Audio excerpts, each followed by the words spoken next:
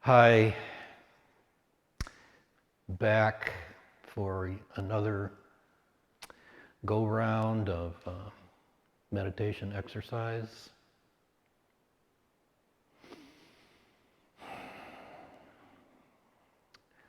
So, feels so good to be here today with everyone that is here. A little preface. As I said that it feels so good, it's that now that we're 5 or 6 weeks into this, I come into the room and I get settled and have a little talk, and my body starts to move into the place we move to. It's become a good habit. And so I'd like to work with you all and head for very deep relaxation where we just unhook from everything going on in the world and our lives, which we can let go of for a while. We doesn't need constant support. It's not like we're juggling keeping things in the air and something's going to fall down and get lost. It won't get lost. It'll be here for you, but we're going to leave it for a while and move into a little spaciousness and quiet, stillness. The stillness of awareness as pure as we can move into.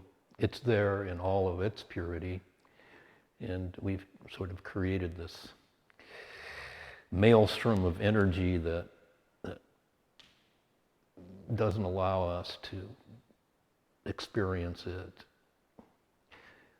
It's almost as though, we were acting in a movie, and we're so busy acting in the movie, even when we glance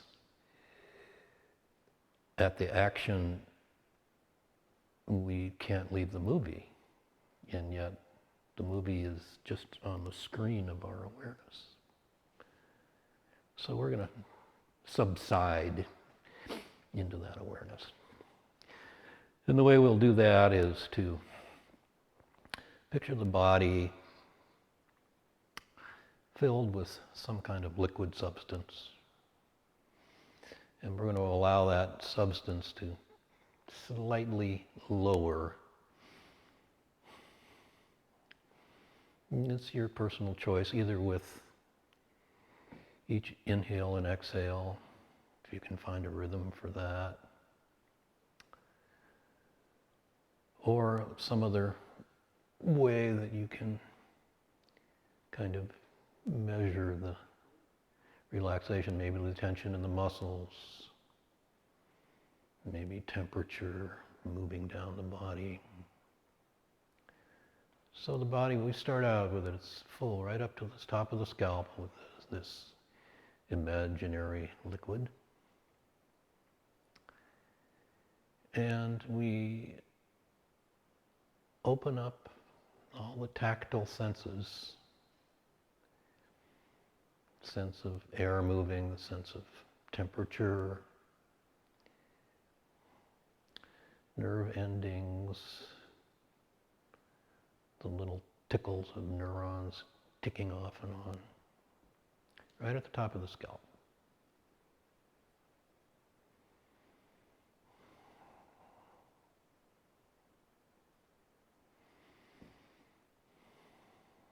And now we allow this level to drop a little tiny bit, picking up the temples now, a little bit of the hair on slightly down from the crown of the head on the back. Dropping down, eyebrows, coming right to the tops of the ears. Dropping down, include the tops of the ears. And just starting into the muscles surrounding the eye socket.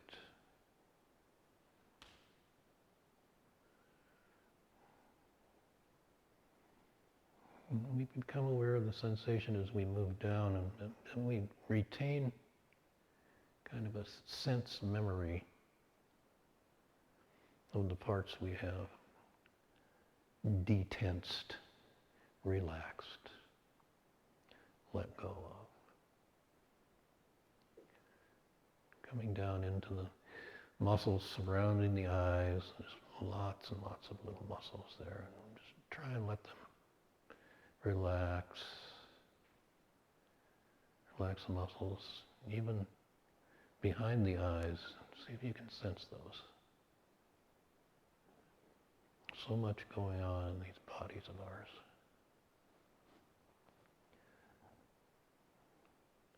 And basically we pay attention to that voice in our head. Unless something screams louder. Okay, down to the middle of the ear. Back of the skull.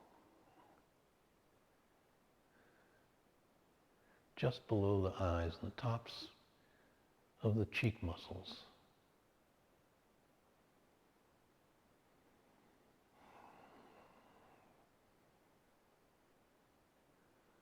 We're trying for this quietness, this silence.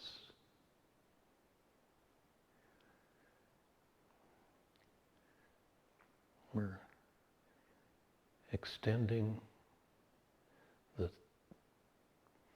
experiencing of the sensation and letting that supersede the thought processes that seem to be always going on.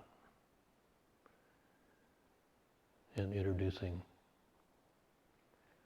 a level of quiet that we're not generally used to. Dropping down now into the cheek, the jaw muscles under the ears. A lot of us hold tension there. Just try and let that go. And occasionally checking back up to make sure that we haven't tensed up anything that we let go of a moment before.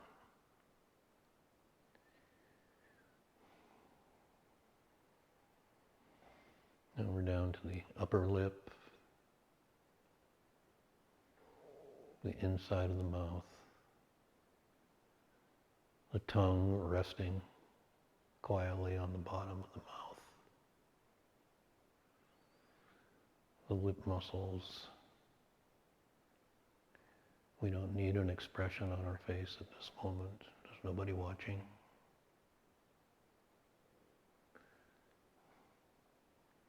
No smiles for the camera.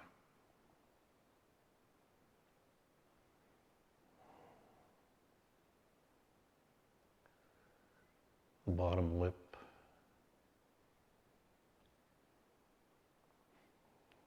Those muscles where the bottom lip actually moves into the chin.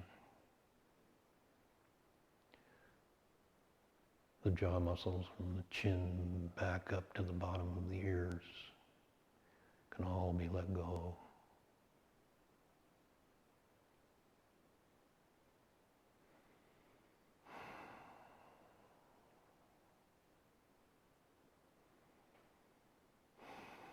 You might find your breath cycle lengthening.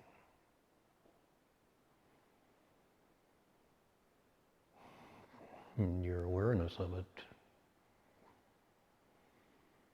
becoming more prominent, just sitting.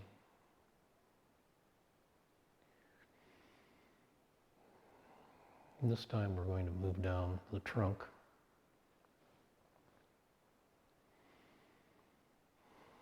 to the shoulder blades, top of the rib cage.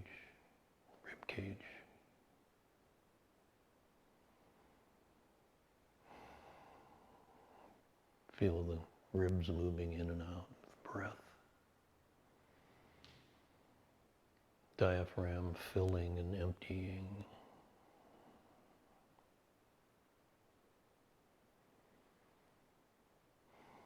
The organs nestled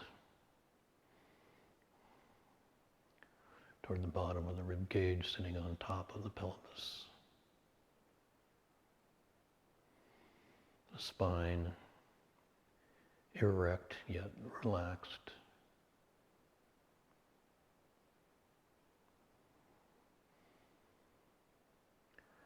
Down into the stomach, the intestines, sex organs,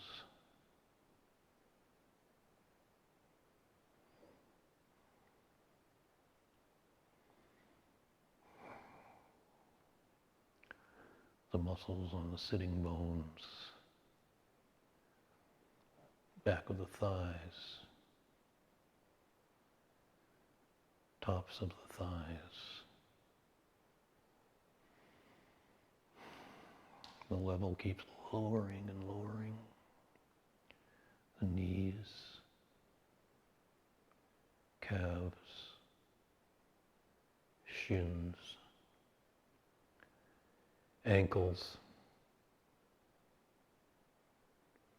toes, the instep of the foot, the heels. I feel the weight of the tops of my feet on the floor. Bottoms of yours probably. And take a deep breath up to the back of the head. And let it go and let all the tensions from the top of the head to the toes, just let them run out to the bottom of the feet, bottom of the toes, tips of the toes.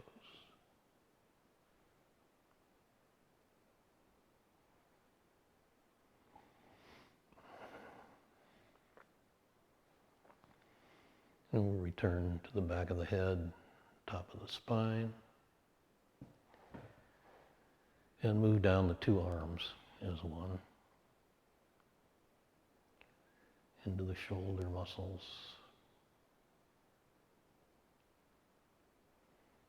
muscles of the upper arms,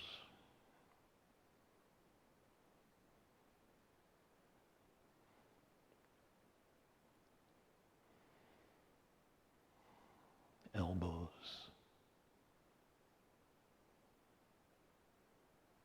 forearms.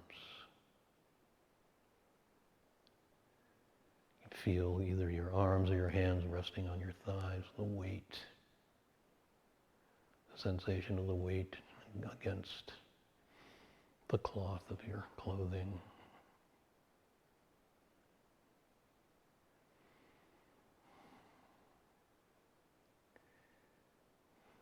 Wrists, backs of the hands, palms, fingers. And then a breath, and on the exhalation, you let all the tensions in the arms run right out the tips of the fingers.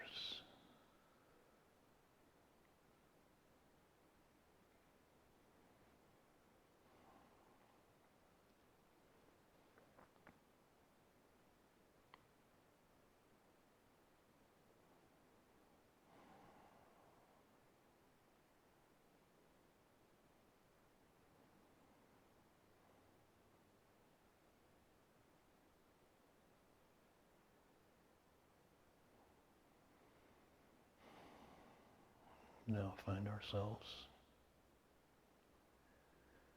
very quiet, still.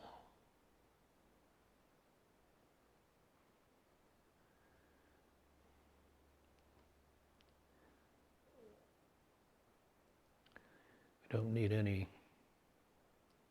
thinking to support this. It's all the sensation.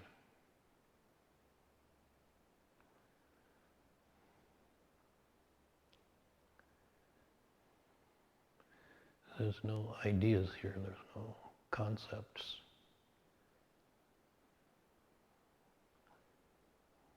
Maybe the one, as we sit here, that could be employed would be,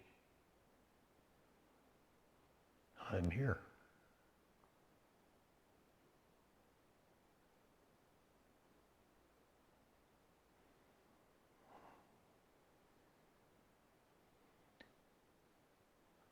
Something's here. I call it I.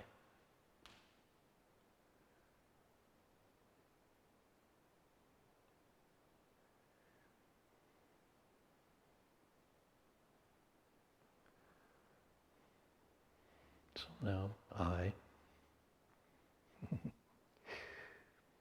bring the attention. This week, let's use the solar plexus, the area of the chest, the heart center, and upward.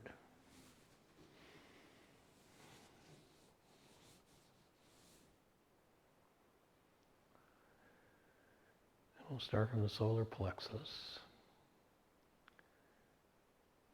And we'll do a slow rotation around the limbs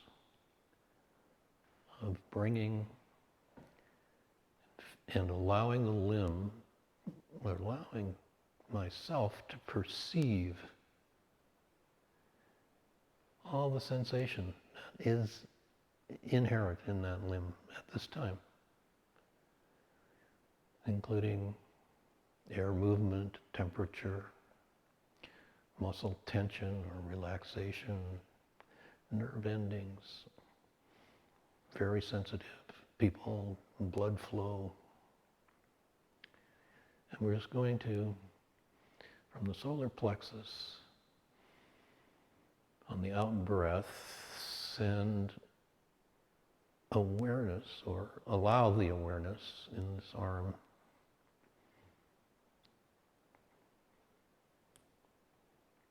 to be perceived through the sensation.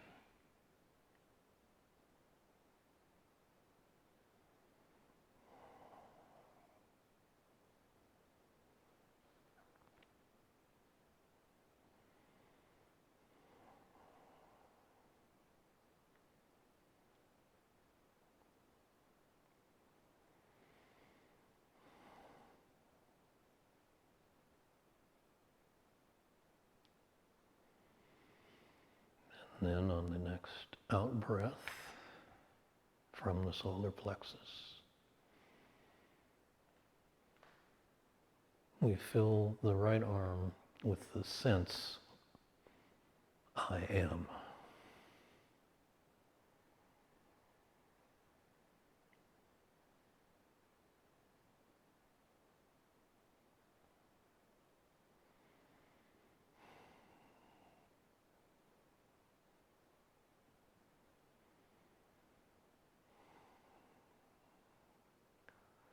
Return to the solar plexus, all the sensations occurring there in this moment.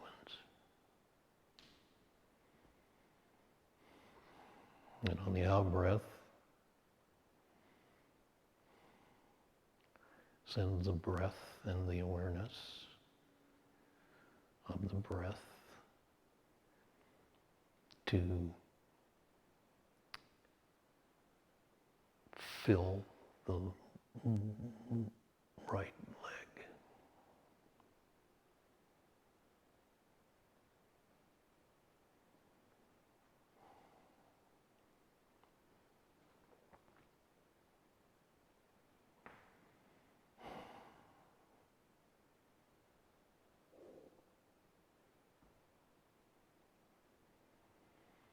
Hmm.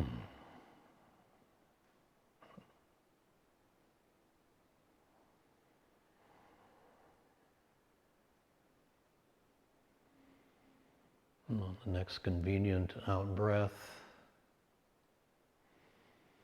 fill the right leg with a sense of I am.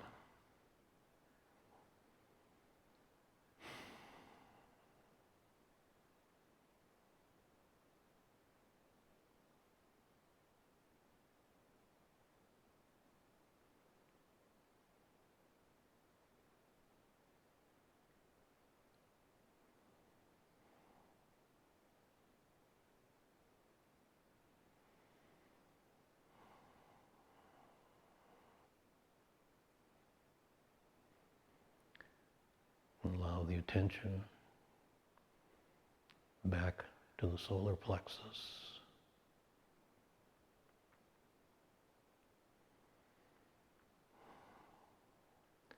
The sensation in the solar plexus to amplify.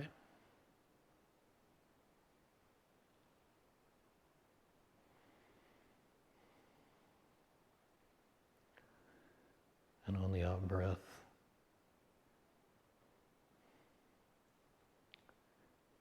send the attention and the awareness to the left leg.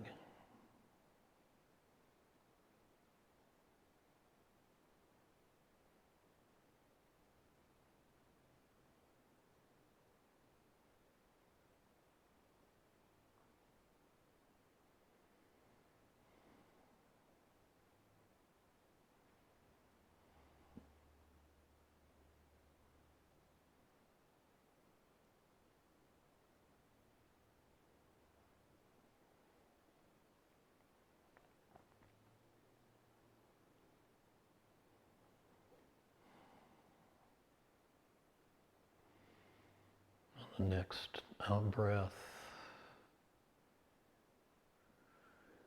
filling the left leg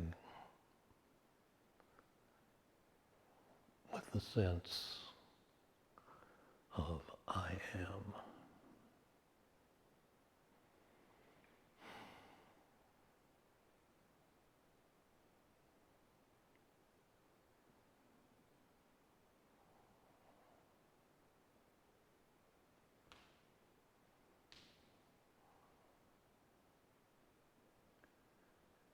Returning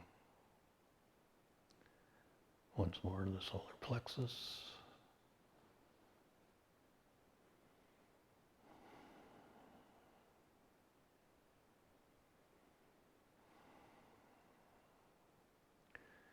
Moving now to the left arm.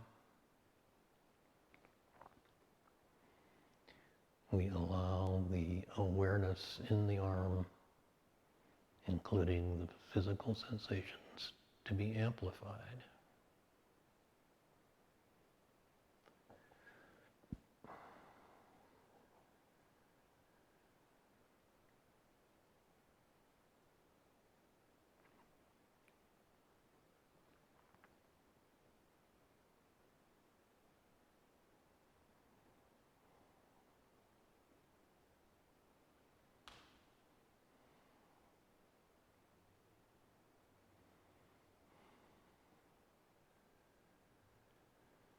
And back to the solar plexus. Next convenient out breath, the left arm fills with the sense I am.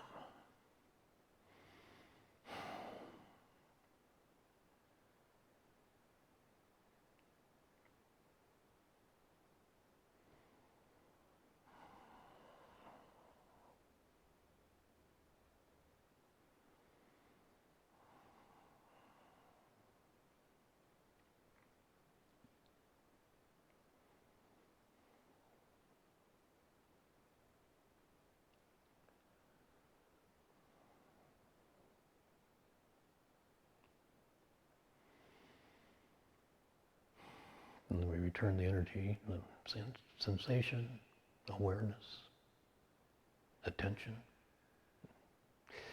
to the solar plexus. And from the solar plexus, fill the entire body with the sense, I am.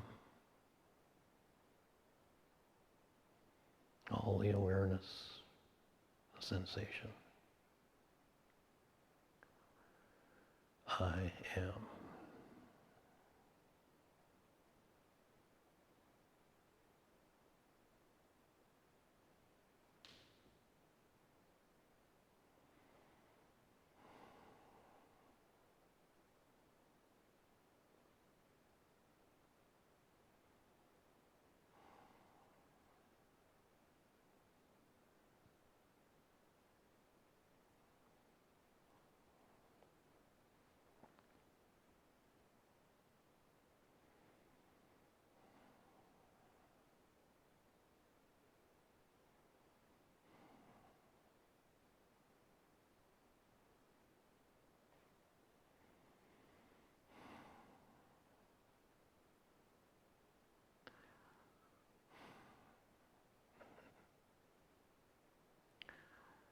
Someone in ancient history, a group of people,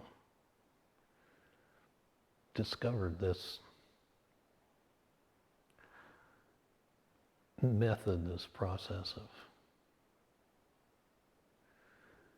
moving into the basis, the clarity of just awareness, stillness,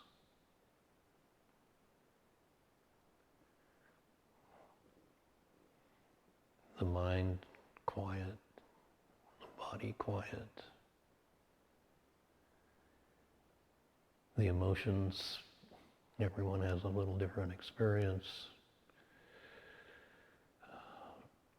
but real emotion is allowed a presence here that may be difficult, under tension of the body, the mind, and all our habitual behavior. So it opens a door for us.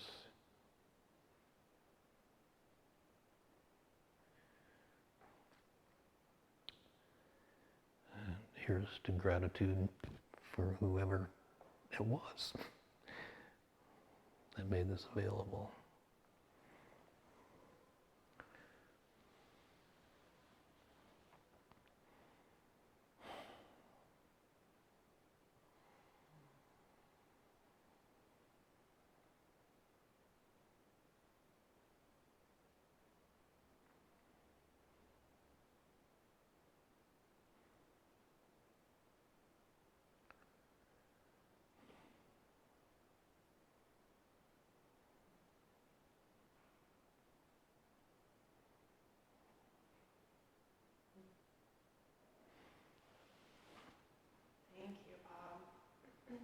I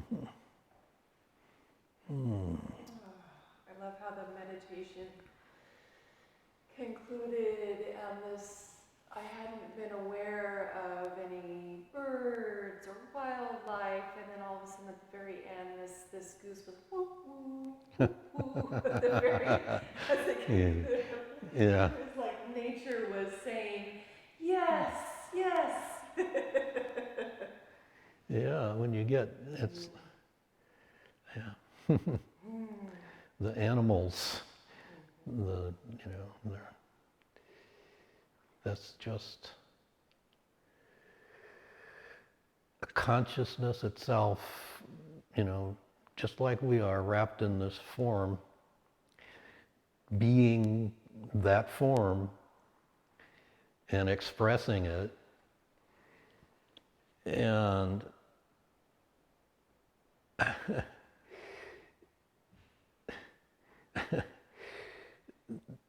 unlike human beings, they don't have any no. There's no no. It just is. I mean, they are, what they are. And there's nothing, there's no question. Yeah, and so... And the flow of deciding what the yes is and what the next yes is.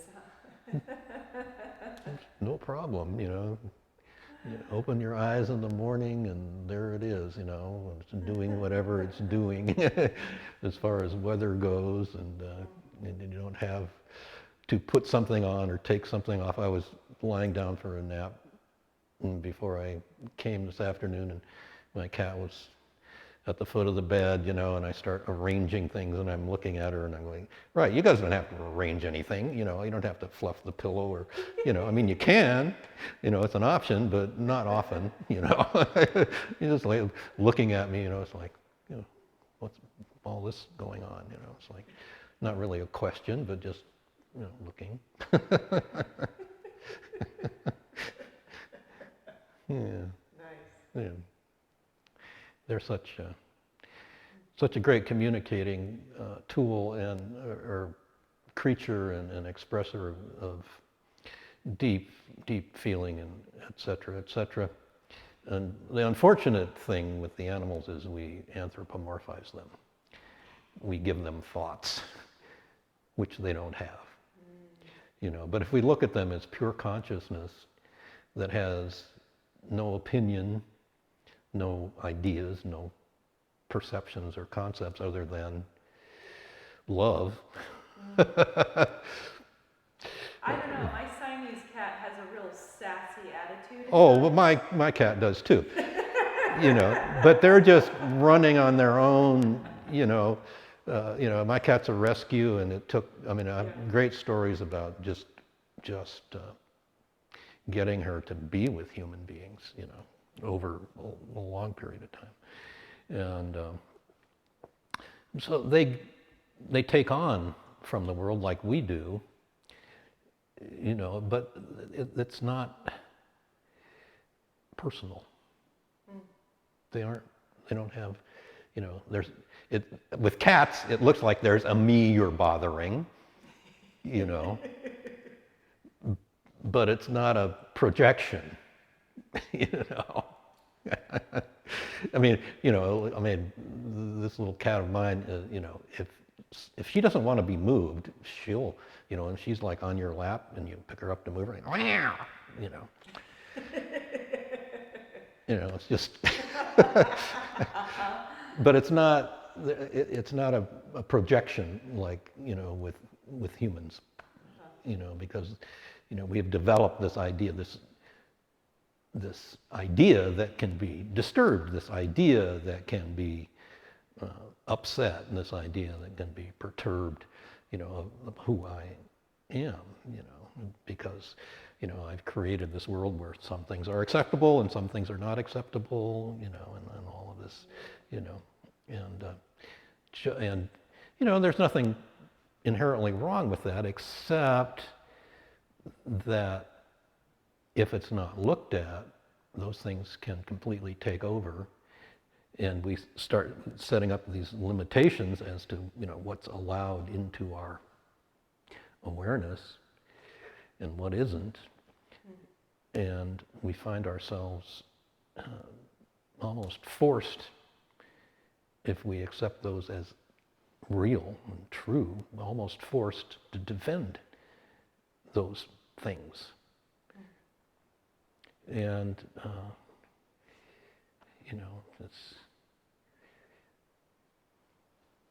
it's limiting to our ability to understand. If we set up these kind of mental constraints or mental labels. Yeah. Right? Yeah. Habits, etc. And we don't look again. That's the thing. We really, it's a lack. If you use the word respect from the Latin, respect means to look again. Mm-hmm. So it's a lack of respect for ourselves that we oftentimes take on habits that are not, what's the word, sort of the current culture uses, as they don't further us, they limit us. You know, and in doing that, we put limits on our ability to see the whole picture. And which we are, as we are wont to do. I mean, you know, that seems to be how the world works. You know, it's I am a this, I am a that. You know, even down to gender. You know, we've taken that on. You know, and all those things, it seems like as time goes by, start to break down even. I mean, even the gender thing, you know, it's not like it was, for our culture anyhow. And there are other cultures where it never existed that way. And, you know. Well, that's into the idea of identity and what you identify with.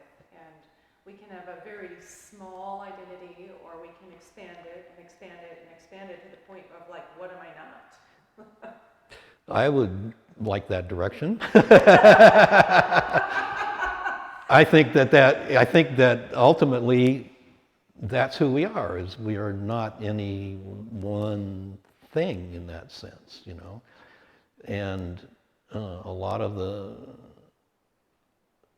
spiritual practices move in that direction, you know, is this idea of identity becomes, you know, if it does become a limitation, then you can learn how to see what it is that you're identified with, and look at it, not judgmentally, but just look at it clearly, and see that, you know, it's something that's somehow you've taken on, and is it still required, you know, in your, you know, it's like habits, you know, it's like, for me, couple of years ago, I mean, this has happened with me. I guess I'm very fortunate in that physically I don't become, I mean, I can do substances, and I don't get physically hooked, but it was like alcohol. Just a couple of years, I really enjoyed a glass of wine, you know, and a couple of years ago, all of a sudden, it just said, oh, I don't need this, you know, this part's over, you know, it's just not necessary anymore. And I thought about it a little bit, and I just realized that, you know, for the last 2 years, I really haven't done any of that at all. And I'm fine, you know, and it's not necessarily everyone's way, but it's just a way of seeing things, you know. If something comes up in that, you know, I mean, as life moves along, we can shed various things that we've taken on that no longer benefit us, and just an interesting way of seeing it, you know, and this kind of exercise can lead to more clarity about those sorts of things. Yeah.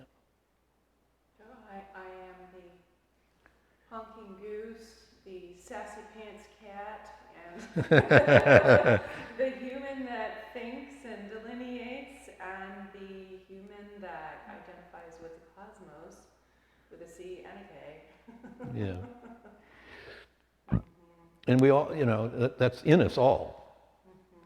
The broadest spectrum is available to every human being. It appears, you know, I mean, I have various friends that say, oh, I'm not spiritual at all. Well,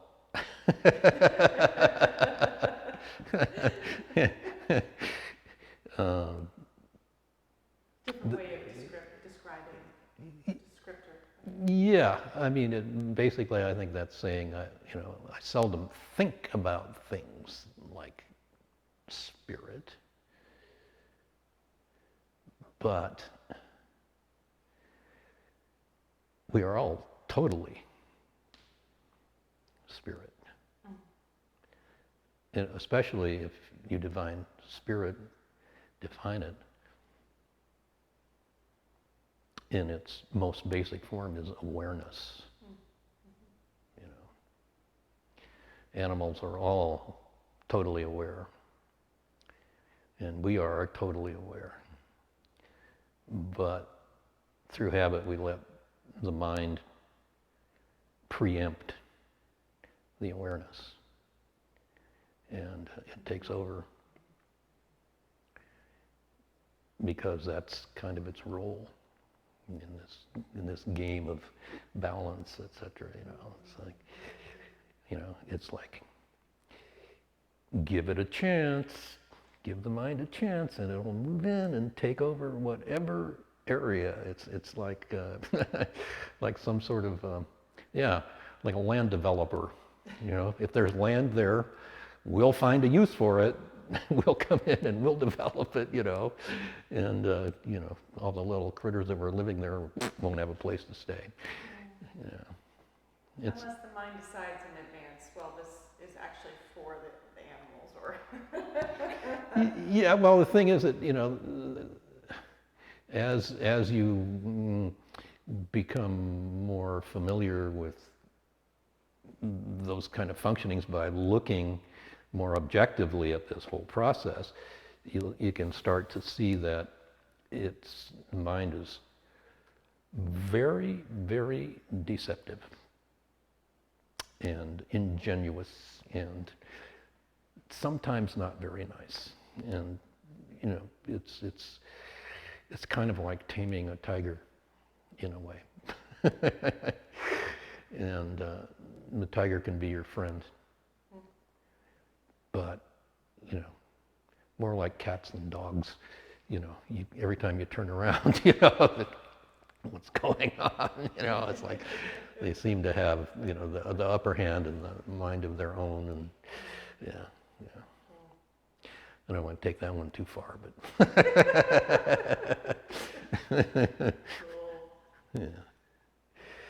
Yes. Yeah, the realization, or one of the realizations I had in the meditation was when we went through the pinwheel, we started on the right arm, right leg, left arm. At the end of the left arm, I actually felt my body really relax quite a bit more, and it was kind of this sense of completion having gone around the cycle. So, now my mind is in advance a little bit now going, oh yeah, we have been doing this, but this pinwheel thing, but this was the clearest that I've gotten through the meditations that we went around, and this sense of like, oh wow, we brought I am into each one, and it just kind of naturally like, oh, okay. Yeah, I mean, definitely it's a cycle, and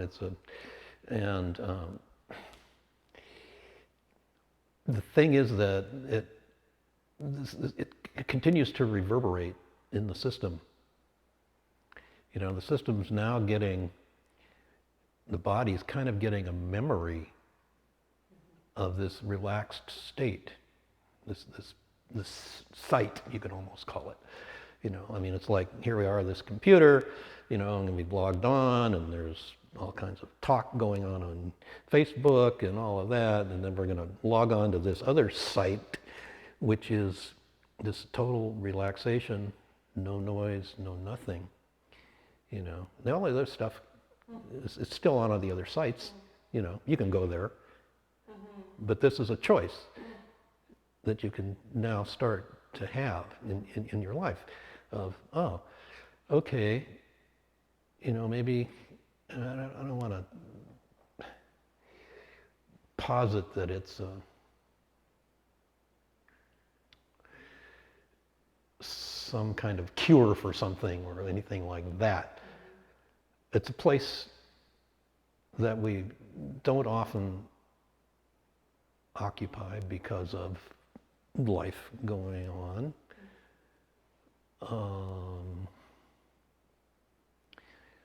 But when the interest is piqued in looking in these kind of directions, then we start to build a muscle, referred to maybe as a spiritual muscle,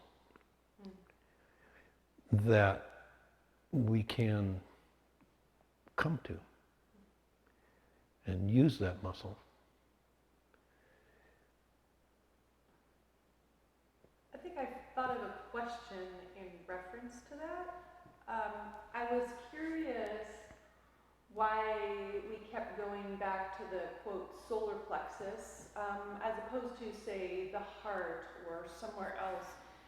And for me, I think of the solar plexus as being related to the power center or the personal power center and more of the I rather than, I don't know, we.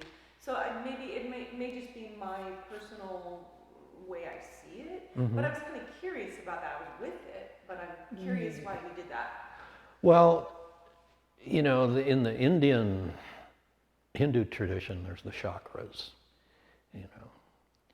And I think solar plexus is more of a Western term.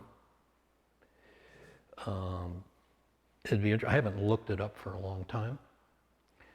But it's like the yellow chakra, right? It's more like It's here. well, it's, you know, in my sense, it's this area here, including the heart. Okay. And it is kind of, I mean, as I remember it, and like I say, I can refresh and we can come back next time and talk about it maybe a little more clearly. Emotional center, maybe. Does that sound? Upper gut. Well, Yeah. I think of it was like where the ribs kind of come together. Yes, yes. As being the solar plexus kind of center, but it also being related to personal power and kind of just above the emotions or the gut area. Yeah. But not really the heart area. So. Yeah, it's more like a. I mean, again, this is all just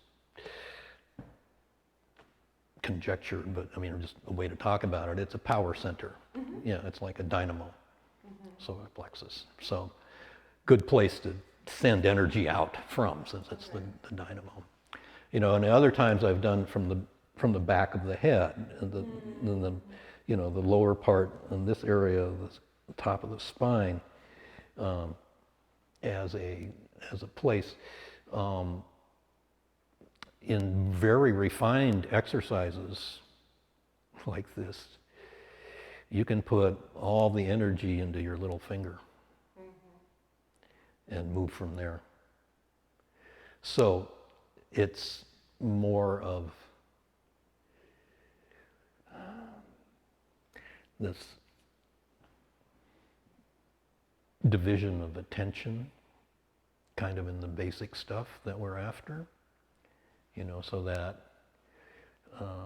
we're basically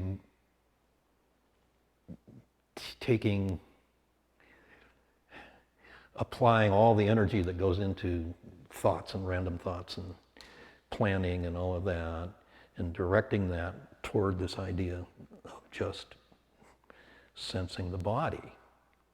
And then we move that attention or energy around the body. And it's teaching us, giving us a discipline of, it's essentially training the mind. Generally speaking, the only kind of mind training that goes on is training it to do mathematics, training it, you know, to drive the car, body, mind, you know, these kind of physical activities. As far as training it in the direction of awareness of its, where it arises from, what it arises from, there's none of that. You know, I mean, where is that in our culture? It doesn't exist.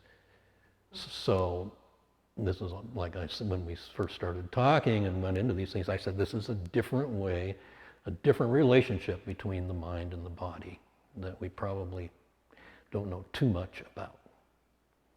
You know, you can teach the body to dance, to play a musical instrument, you know, all of these things. And in that, there is a certain amount of awareness because awareness is everything.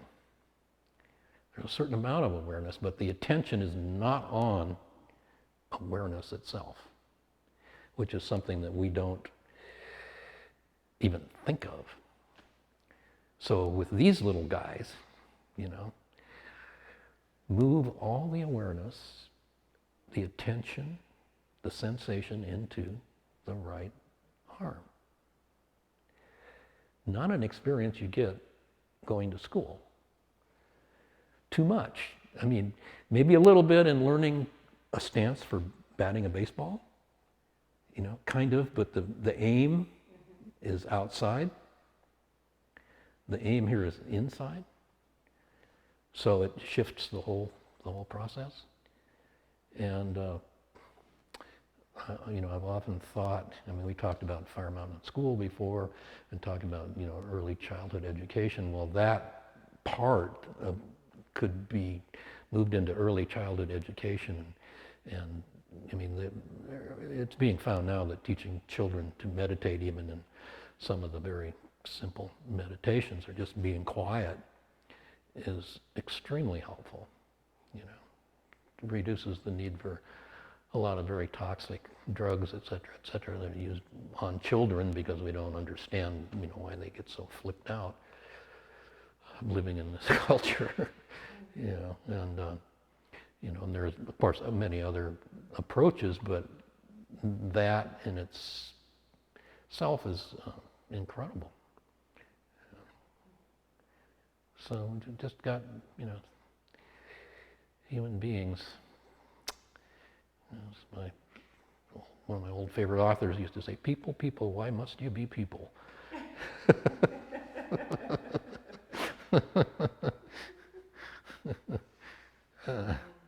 No, we are. God love us all. Yeah, and he does, there's no doubt. Thank you, Bob. Yeah. But I think, you know, one of the interesting things is, and I see this for myself too, I mean, it's just an interesting way to look at it. If one could be presumptuous enough to say,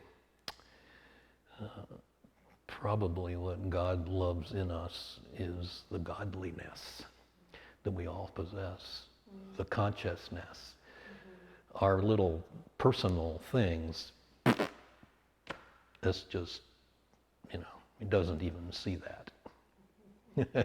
You know, and that's part of the... Maybe there's some laughter about it. Well, on the one, you know, the thing, yeah, you know, that's another thing is we too try to, you know, I mean, as I was saying about the animals, and we give the same thing to God, that we try to make him human, or make the concept human, and not happening. Sorry, because you know then it becomes, oh, I got it. Just, you know, that one's a wonderful road to go down. You know, there's been some really great books sort of written about, in a sense, putting God on trial, you know, for crimes against humanity. You know, but I'm sorry, not the way it works, I don't think. No. Well, on that note. Yeah, better. Until next week. Until next week. Thank you.